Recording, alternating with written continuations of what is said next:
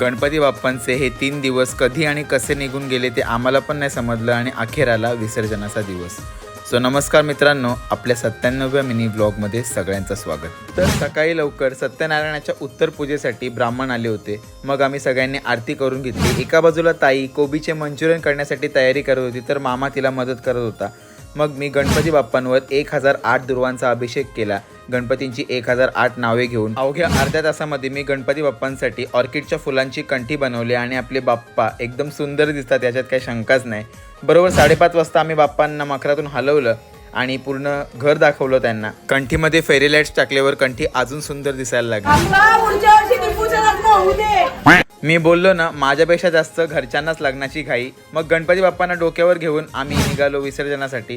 मग त्यांना गाडीत बसवलं मी, कारण तळं आमचं लांब आहे. हे 3 दिवस सगळ्यांना आनंद देऊन गणपती बाप्पा आपल्या घरी गेले. बोला गणपती बाप्पा मोरया.